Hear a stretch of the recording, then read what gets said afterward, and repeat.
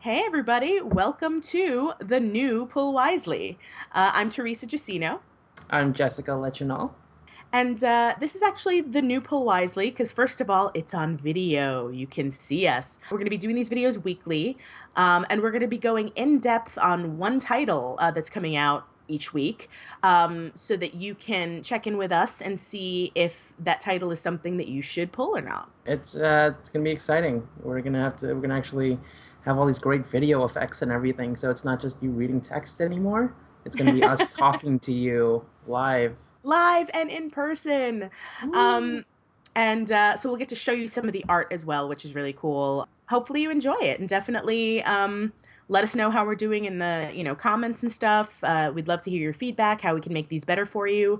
But right now, let's dive in. We are this week talking about the first 50th anniversary Shield one shot that has come out, which is Fury. Talking about Nick Fury, of course, our favorite mysterious leader of S.H.I.E.L.D. Mm-hmm. Our favorite Cyclops. Our favorite Uh, Cyclops. my favorite Cyclops, I guess. Yeah, it's an interesting issue. One that plays with a lot of interesting real world issues, I guess. That's not a Hmm. pun, I promise.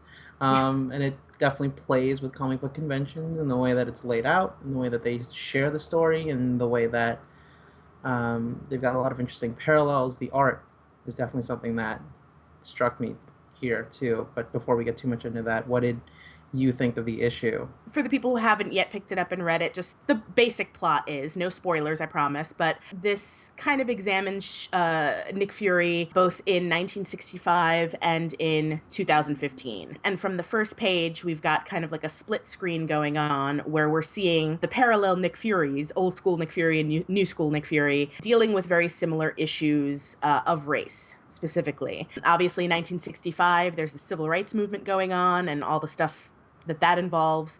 And in 2015, we're dealing with stuff like Ferguson and Baltimore and kind of the unrest that is happening with regard to race and the police and all of that happening there. So it's a really cool examination of that and how each Nick Fury kind of approaches that and deals with it. And I thought it was overall a really solid issue, and I thought it was really cool that they used the character of Nick Fury to examine those issues.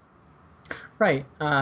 He provides a really great lens through which to look at these issues, especially given how Nick Fury's changed over the years. These issues feel like are very much tied into the history and how things have changed for S.H.I.E.L.D. I mean, that's kind of what you do in an anniversary. You look back, right?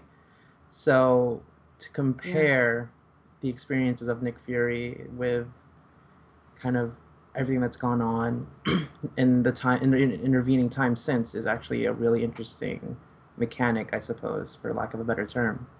It's very cool, particularly with the character of Nick Fury, to examine race through that character because Mark Millar kind of created the new version of Nick Fury, kind of inspired by Samuel L. Jackson when he was Mm-hmm. creating the Ultimates. And now it's funny because that's kind of become our iconic Nick Fury through all the Avengers movies and all of the Marvel films that have come out.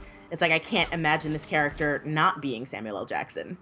Right, right. It's very much a parallel of what's going on with the Idris Elba James Bond conversation. You know, you've Mm. got people thinking, "Oh, what would James Bond be like, if he were black?" And Idris Elba as this character, as this James Bond type character, totally fits. I think that's a big sticking point for a lot of people. But to think that maybe a couple years down the line here, if that ever does happen, someone's going to grow up thinking that their iconic James Bond is Idris Elba. Mm. People growing up now are going to think their iconic Nick Fury is Sam Jackson, not, oh gosh, David Hasselhoff, I think we were told. That was I had no idea about that. I That was had, like new information. yeah, I had no idea either. And then it just like blew my mind. And to think that there are people whose iconic Nick Fury is David Hasselhoff kind of just gets to me. And then Well, I don't know if he's iconic, but he did play him in live action. I don't know that anybody thinks of him as the iconic Nick Fury. yeah, I think maybe I'm conflating iconic with can't unsee. So, I mean, I would love to see a Baywatch Nick Fury. I'm just going to point that out there right now. Definitely. Call me Disney. Right? My God. Well, we've talked a little bit about what we like about this, the fact that it, uses this character to examine really important issues. What about the comic do you think could have been better? What do you think? Were there any missed opportunities or things that they could have improved upon? For me, it felt like there were some really interesting pacing choices. This could very well be me, and this might be me showing my colors, not being fully aware of a lot of what was going on. It really felt like we've got to get to this point, we've got to get to this point, we've got to get to this point. Let's just sort of cut and move between them really quickly. I get that it's a one shot and they're trying to pack as much as they can into it. So this might not be too much of a fault, but it just felt like it moved so quickly that there wasn't much for me to grab onto and sort of savor, you know? Yeah.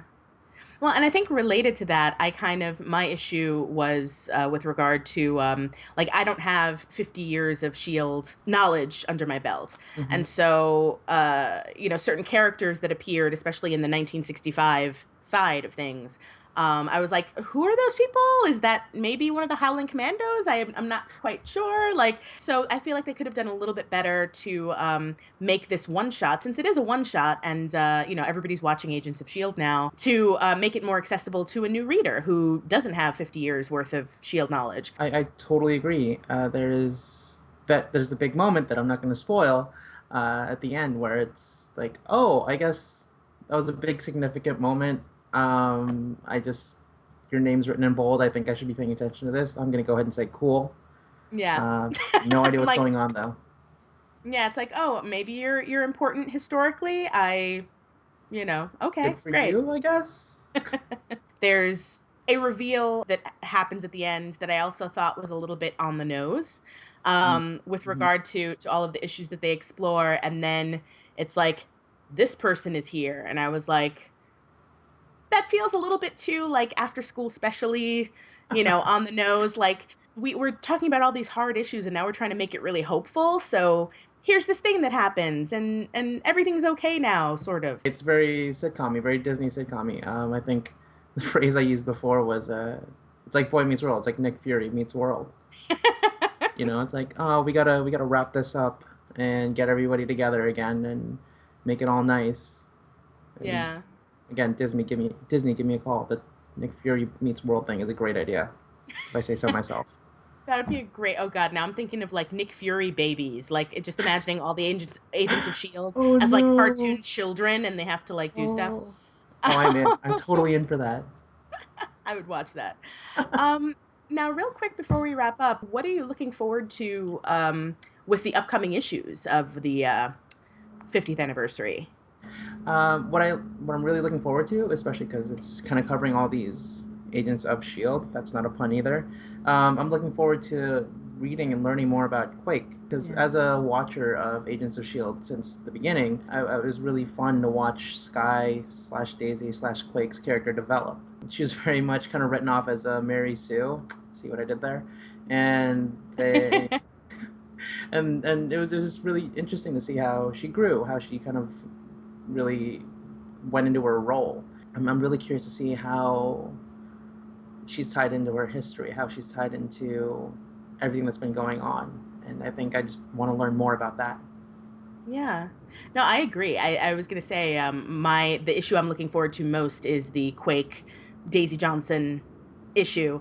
Because yeah, they're doing one shots of lots of different characters, including, Agent Carter, including Mockingbird. I'm looking forward to the Quake one precisely because when Sky first started out on Agents of S.H.I.E.L.D., she was my least favorite character. Like she was so annoying and so hipstery and so self-righteous. And Right? I just wanted to slap her. But she's coming to her own, and she has become an amazing character. I love her now. Ever since she came into her inhuman powers, especially the stuff she's had to deal with her family and all of that. But I also am looking forward to, because if you have been paying attention to the releases of the variant covers, all the 50th anniversary Agents of S.H.I.E.L.D. titles have variant covers that are action figures. So you see like the different action figures of all of the characters on the covers. And the one for Daisy looks nothing like the Daisy that we've come to know on the show. It doesn't look like Chloe Bennett from Agents of S.H.I.E.L.D., kind of reminding us that these characters do have a history and they're rooted in a history, and you know, so it's kind of giving us some backstory to take to the show, but it's not kind of just a tie-in to Agents Exactly. of S.H.I.E.L.D. Exactly. Not that tie-ins are inherently bad, but there's always that kind of Right. worry that tie-ins aren't going to be as good as quote unquote the real thing. Right. So it's interesting that it's like, hey, there's something here for everybody. I personally am not a fan of ongoing comics that are tie-ins to existing TV shows, because it's like, Mm-hmm. well, if I want to watch the show, I'll just watch the show. Like, I don't need a comic for this, because it's inevitably filler, and then they can't, you know, do anything to change the canon of the show, and so it's like, why bother? But this seems like a really great kind of historical look at Shield that will complement the show. Mm-hmm. I think we compared DVD extras before. It's actually a really Yes. interesting look at it. Definitely. Well, thank you all for joining us for the first video, Pull Wisely. We'll be doing these every week. So next week, you can sit down with us for discussion about another title. Yeah. If you have any questions, comments, if you have any suggestions for issues, we'll be watching the comments on the post. We'll be watching Facebook comments. But if you're replying to us on Twitter, please use the hashtag Pull Wisely, and we'll be able to see what you all have to say. Definitely. And also, if you have any recommendations for titles, if there's something that you know is coming up that you really want our take on, definitely let us know about those as well, because we want to cover the titles that you want covered. So let us Yeah. know. Suggestion: more indie comics. Just gonna put that out there. Yes, we love indie comics. So if there's something obscure that you think we haven't read but should, definitely let us know about those as well, because we want to be in the know about that stuff. I guess until next time, enjoy your comic reading this week, and don't forget to pull wisely. See ya. Bye.